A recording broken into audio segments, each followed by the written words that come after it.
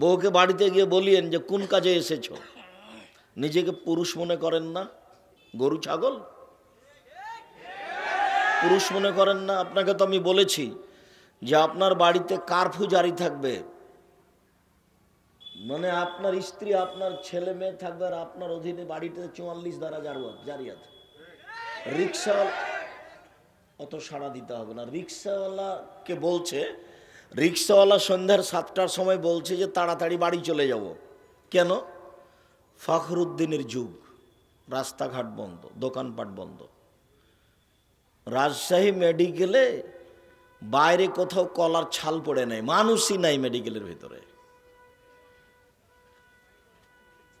একজন মানুষের ক্ষমতা সারা দেশে চলছে, দোকানপাট বন্ধ, মানুষই নাই রাস্তাঘাটে। কে? রাজা না তো ফখরুদ্দিন। গাড়ি চালায় না রাস্তাতে মানুষ। আর আপনার বাড়িতে 3-4 জন মানুষ আছে, সেটুকুর উপরে আপনার ক্ষমতা চলে না। কাপুরুষ কি করবেন জীবনে? আপনি এত উপার্জন করে কি করবেন? নিজের স্বামী যতক্ষণ বেঁচে আছেন বাড়িতে 44 ধারা জারি থাকবে, কারফিউ থাকবে। কেন আসলো ঢং ঢং করে আর কেন চলে গেল? নিজেকে পশু প্রাণী মনে করেন, গরু ছাগল মনে করেন? তা করবেন কেন? আপনি তো মানুষ। কেন ওভাবে আসলো আর কেন চলে গেল? কেন বসে গল্প করছে? আপনার বই তো এখানে ফ্যাশন বোরকা পরে আছে না, আমাদের বাড়ির মহিলারা এই বোরকা পরে নেই। আপনি আমাকে ওই ফাঁদে ফাঁসাতে পারবেন না, এটা অসম্ভব। আমি অহংকারও করিনি, গৌরবও করিনি, আল্লাহ আমাকে মাফ করুক। আপনি আমার বাসাতে 3 মাস থাকবেন মেহমান হিসাবে, সরিষার সম পরিমাণ পর্দার ব্যতিক্রম দেখা দিলে আমি জাতির সামনে কথাই বলবো না। ও তো আমার 20 বছরের কথা, 25 বছরের কথা। বাসার নাম মেহমানখানা, হিন্দু যাবে খেতে পাবে, মুসলমান যাবে খেতে পাবে, কোনো সমস্যা নাই, উপরওয়ালা ব্যবস্থা করে দেবে। আর আপনাকে তো বলেছি যে আপনাকে ফিরে যেতে হবে আপনার বাপের স্বভাবে, আর আপনার বউকে ফিরে যেতে হবে আপনার মায়ের স্বভাবে। ভুলেও কোনোদিন 150-200 চাল রান্না করবেন না, হাফ কেজি 1 কেজি রান্না করবেন। সারাদিন ফকিরে খাবে, আপনি খাবেন, রাতে গরুতে খাবে। কেন আপনি 150 চাল রান্না করবেন? আপনার মা তো চাল রান্না করতো 3 কেজি 5 কেজি। আপনারা ছিলেন 10 ভাই বোন, আর আপনাদের বাড়িতে ছিল 2 জন কিষান কামলা। আপনার বাপের স্বভাব ছিল মসজিদ থেকে ফকির ধরে আনা। তা আপনার বাপ মা হলো 2 জন, আর আপনার হলেন 10 জন, 12 জন, 2 জন কিষান কামলা 14 জন, আর 2 জন ফকির 16 জন। 16 জনের ভাত রান্না করতেন আপনার মা ঢেঁকিতে ধান ভেঙে। আর আপনার বউ যেখানে থাকে সেখানে ফ্রিজ আছে, সব কিছু রেডি। তারপরে আপনি ফকিরকে খেতে দিতে পারেন না। রাত 12টার সময় মেহমান আসলে আপনার স্ত্রী নাক সিটকানি দেয় যে রাতে কেন মেহমান নিয়ে এসেছ। আমি বউ তালাক দিতে বলিনি, তবে পরামর্শ দেন, নইলে বউ তালাক দিতে হবে, এই কথাই ঠিক। রাসূল সাল্লাল্লাহু আলাইহি ওয়াসাল্লামের ওই কথা আপনি রক্ষা করতে পারবেন না, যেখানে আল্লাহ রাসূল বলেছেন মানুষের জীবনে সবচেয়ে ভালো কাজ হলো দুস্থ গরিব ফকির মিসকিনকে খেতে দেওয়া। আপনি দুস্থ গরিব ফকির মিসকিনকে খেতে দিবেন কি? একদিন যদি আপনি মেহমান ধরে নিয়ে যান, আপনার স্ত্রী এমন ধমক দিয়েছে আর জীবনে আপনি মেহমান নিয়ে যাবেন না। ভাই মনে কিছু নিয়েন না, আমি রাত্রে আপনাকে নিয়ে যেতে পারছি না, শেষ পর্যন্ত এভাবে বলতে হবে। আমি বউ তালাক দিতে আদেশ করিনি, তবে দেখে শুনে পরামর্শ দিচ্ছি। আপনার বউকে আপনার মায়ের মতো হতে হবে, এ কথাই ঠিক। এখনও আপনার মায়ের বয়স 80 বছর বেঁচে আছে, আপনি 12টার সময় মেহমান নিয়ে গেছেন, আর আপনার বউ একবারে রেডি করে উঠেছে, তখন আপনার মা বিছানা থেকে উঠে তাড়াতাড়ি এসে বলছে থাক বেটা, থাক বেটা, বউকে উঠাইস না, আমি নিজে সব কিছু ঠিকঠাক করে দিয়েছি। 80 বছরের মহিমেলা পারে, আপনার বউ পারে না? বাড়িটায় 44 ধারা জারি করে রাখবেন, সবসময় চোখ গরম। আমি বলিনি, মুহাম্মদ সাল্লাল্লাহু আলাইহি ওয়াসাল্লাম বলেছেন। 5 বার লাঠি দিয়ে পিটাতে বলেছেন।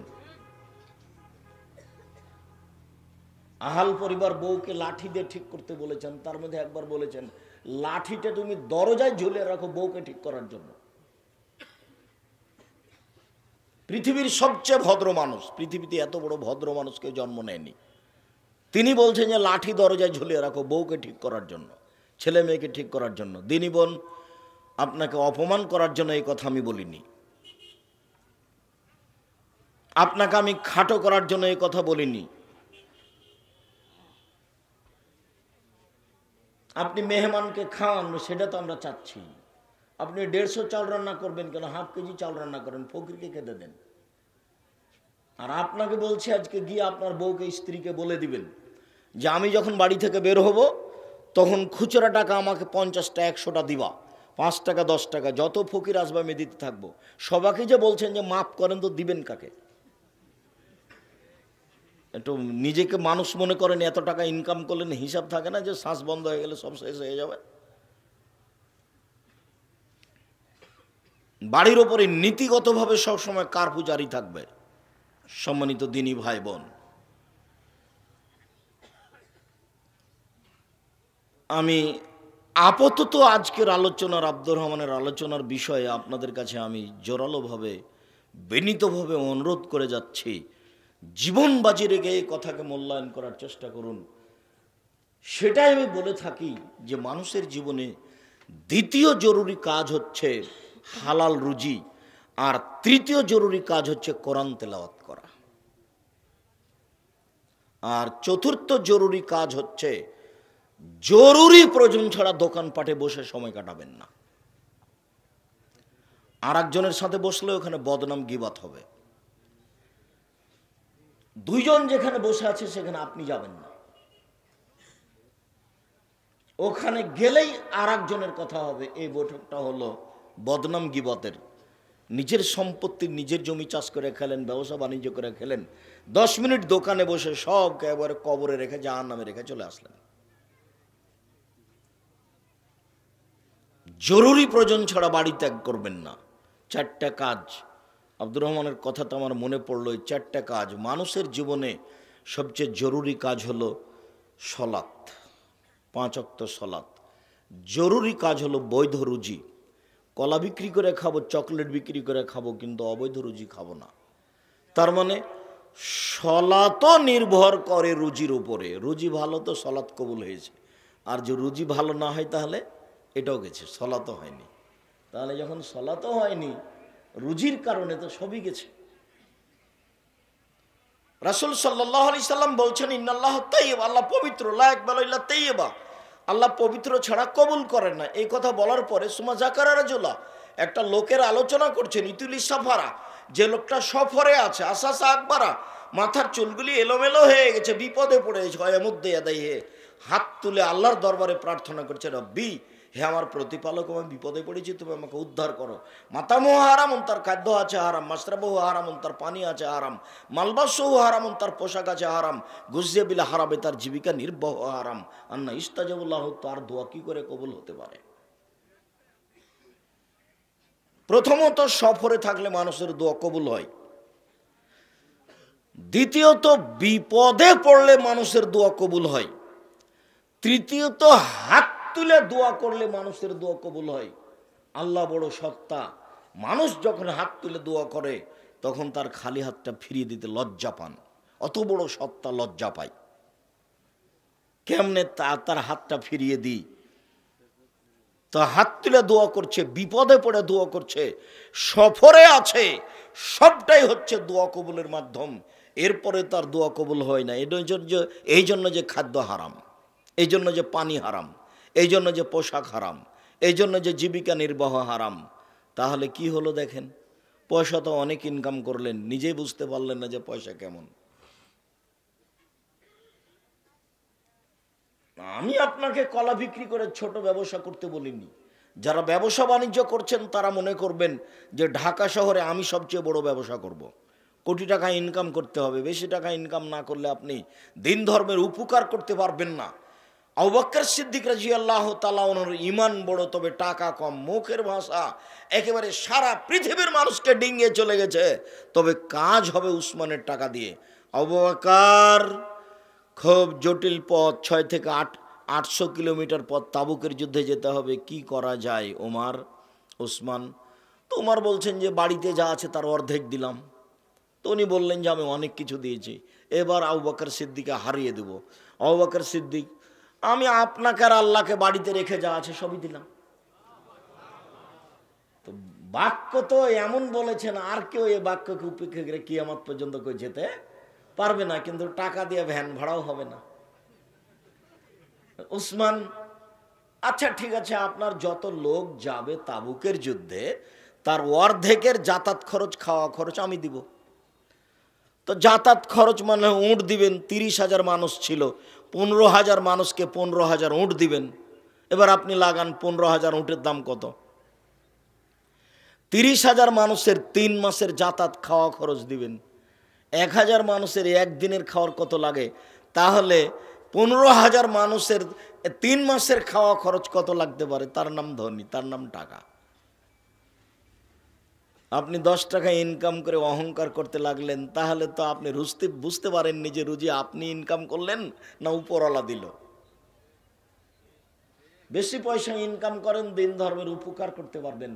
আমি জানি না জামিয়া সালাফি আপনি কয় টাকা দেন। আমি অনেক দিন থেকে আসছি এতদা অঞ্চলে, আর মনে করি এটা ঢাকার পাশে, মানে এর প্রায় সবাই ব্যবসায়ী। আবার এসব এলাকার লোক প্রায় সাভারে থাকে, সবাই ইনকাম করে।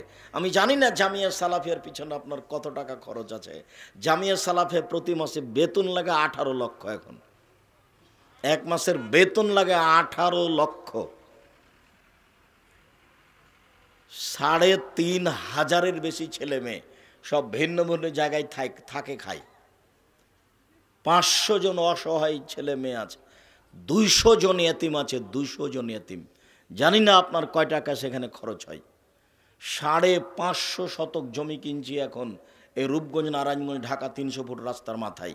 জামিয়া সালাফিয়া ডাঙ্গিপাড়া পবা রাজশাহীতে একটা বাইতুল হাম জামে মসজিদ, যাতে 3,000 মুসল্লি একসাথে একতালাতে সালাত আদায় করতে পারবে। এদেশে বড় মসজিদ, 90% জমির উপরে মসজিদ। মসজিদেতে এখন পর্যন্ত খরচ হয়েছে প্রায় 10 কোটি টাকা। আমি জানি না আপনার কয় টাকা আছে, তবে এটা মানুষের দেওয়া টাকা। যদি সাভারের জনগণের টাকা না থাকে, ধামরাইয়ের জনগণের টাকা না থাকে, তো ওখানে আছে কার? আপনি সেদিন বলে গেছি, আপনি টাকা না দিলেও এই প্রতিষ্ঠান হবে ইনশাল্লাহ। কিভাবে হবে আমি জানি না, নিশ্চিত হবে, অবধারিত হবে, হবেই হবে ইনশাল্লাহ। কিন্তু আপনি না দিয়ে হয়ে যাক, এটা আমি চাই না। আপনি বলবেন যে আমি বাইতুল হাম জামে মসজিদে 500 টাকা দিতে পারিনি, এরকম একটা দুঃখজনক কথা আপনার থেকে যাক, এটা আমি কোনোদিন আশা করি না। তবে আপনি কৃপণ হলেও তৈরি হবে, না হলেও তৈরি হবে। এক একটা প্রতিষ্ঠানের এরিয়ায় 20-30 বিঘা মতো, ভিতরে ঢুকলে আপনার মানে অবাক লাগবে দেখে। মানে দোয়া করা ছাড়া আপনার কোনো পথ থাকবে না। ওই হিসাব নিকেশের প্রতিষ্ঠানই নাই এদেশে। তাহলে কৃপণ হয়েন না, আর কোনো সময় দুর্বল হিংসার চোখে দেখবেন না। যেতে আপনাকে তো আমি বলেছি যে অন্তত পয়সা খরচ করে জামিয়া সালাফি একটু দেখে আসেন। ছেলে মেয়েদের ভিন্ন ভিন্ন থাকার খাওয়ার ব্যবস্থা। মনে করছি যে এই 300 ফুট রাস্তায় একটা মসজিদ তৈরি করব, যার একতলাতে 10,000 মানুষ একসাথে সালাত আদায় করতে পারবে ইনশাআল্লাহ। এবং সেটা খুব তাড়াতাড়ি আরম্ভ করব আশা করছি ইনশাআল্লাহ। টাকা পয়সা আমার কাছে থাকলেও হবে, না থাকলেও হবে, হবেই হবে ইনশাআল্লাহ। এটা আমার সাহস, এই জন্য যে আমি 10 পয়সার ক্ষতি করি না, এটা আমার সাহস। আমি 10 পয়সা আর খাই না। ওখানে 10 টাকা যদি আমি খাই কোনো সন্ধ্যা, তো আমি তার টাকা দিয়ে দিই। আমার দিয়ে আপনাদের কারো 10 পয়সার ক্ষতি হবে না। জামিয়া সালাফিয়ার কোনো টাকা নষ্ট হয় না। এবং আপনাকে আমি কোনোদিন একটা লাউ কিনে পাঠিয়ে খুশি করব না, এ কাজ আমি করি না। 10 পয়সা দেন জামিয়া সালাফি, আমাকে খুঁজে দিতে হবে। আপনি 2 লাখ টাকা দান করেছেন, তারপর আর একদিন গেছেন, আব্দুর রাজাক সাহেব আসসালামু আলাইকুম, চিনতে পারছেন কি? জি না, আপনাকে আমি চিনতে পারি না। তো তখন আপনি যদি বলেন আমি 2 লক্ষ টাকা দিলাম, বলবেন না চিনতেই পারলেন না। এ আশা করলে জামিয়া সালাফি টাকা দিতে হবে না। এই হিসাব আপনি আমার কাছে চাইতে পারেন না, এটা অসম্ভব। ওই ধারণায় আপনার বাতিল। আপনি বলবেন যে আমি জান্নাত কেনার জন্য টাকা দিয়েছি, আপনি আমাকে মূল্যায়ন করবেন এই জন্য নয়। আর আমি জানি এদেশে উন্নত মানের বড় বড় প্রতিষ্ঠান জামিয়া সালাফি, আমার মনে বড় স্বাদ। এদেশের মাটিতে উন্নত মানের প্রতিষ্ঠান গড়ব ইনশাল্লাহ, সেটা হলো জামিয়া সালাফিয়া। সেখানে ছেলে মেয়ে উন্নত মানের শিক্ষা অর্জন করে, বাংলা ইংরেজি আরবি শিক্ষা অর্জন করে জাতির অন্যায়ের বিরুদ্ধে লড়বে মুখে কলমে মিডিয়ায়। তারই মাধ্যম হচ্ছে মাসিক আল ইতেশাম পত্রিকা, যাতে 50টা প্রশ্নের উত্তর আছে, এবং প্রত্যেক মাসে ফতোয়া বোর্ড বসে। 10 জন মুফতি সেখানে বসেন, বসে ফতোয়া পাস করেন, তারপরে ফতোয়া পত্রিকা আসে। সম্মানিত দিনী ভাই বোন, বলছিলাম কথা বলার পূর্বে আবারও একটু জরুরি কথা বলে নিন। আপনাকে দীর্ঘ সময় ধরে কষ্ট দেবে এটা আমি চাইনি, অল্প সময় কষ্ট দিব। যে যেখানে আছেন এক খেয়ালে চেয়ে আমার কথাগুলি মূল্যায়ন করার চেষ্টা করবেন। কষ্ট হলেও, ব্যস্ততা থাকলেও কিছুক্ষণের জন্য উঠে গিয়ে পরিবেশ নষ্ট করবেন না, অনুরোধ রক্ষা করার চেষ্টা করুন। আর বাড়িতে গিয়ে মা বোন খালা ফুফুকে সতর্ক সাবধান করে দিয়েন, পরবর্তীতে কোনোদিন আসলে যেন এইভাবে ঢং ঢং করে আসবে আর ঢং ঢং করে চলে যাবে, এই জন্য বেঢঙ্গা আচরণ না দেখায়। আপনি মনে করেছেন আপনার বউ শিক্ষিতা, কিন্তু আমি তো এখনো মনে করিনি। আমাকেও মনে করতে হবে যে আপনার গতিটা কেমন, পারিবারিক অবস্থাটা কেমন। মহান আল্লাহ বলেন, অস্তাইনু বিসসবরি ওয়াসসালাহ, পৃথিবীর মানুষ তোমরা আল্লাহর কাছে সাহায্য চাও সালাতের মাধ্যমে আর ধৈর্যের মাধ্যমে। প্রত্যেকটা মানুষের সুবিধা অসুবিধা বিপদ আছে।